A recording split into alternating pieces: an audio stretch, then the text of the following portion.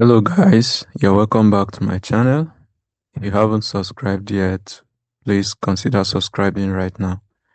Thank you, and let's get started. So today we are going to be looking at how you can protect your Excel files, workbooks, worksheets, and cells. And for the Excel files, which we are going to look at first, to do this, you come to your file, click on File, and you click on Info. Then where you have this Protect Workbook, you select, and you have several options here that you can choose from.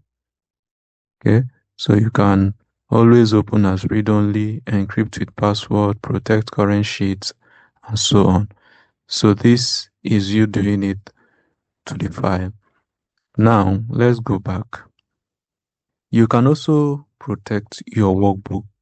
Okay, so to do this, you come to your review, you click on workbook, you enter your password, and your workbook will be protected. If you want to protect your sheet, it's still the same thing. You click on this worksheet, enter your password, then you select different things that you want to be protected. So here you see what is already selected is locked cells, unlocked cells. So you can select and deselect any of this.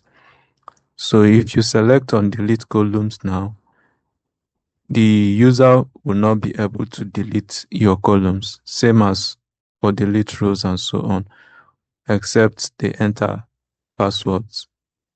For allow ranges, here you select a range that you want to protect.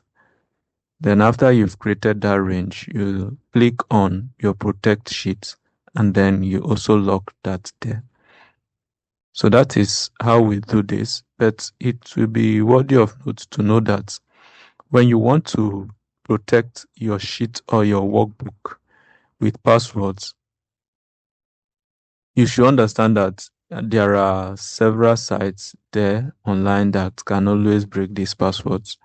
So you should be sure that your password will be secured even when you're sharing the file, and so that you don't just send the file thinking your file is actually protected, and then someone uses all these tools online and breaks it.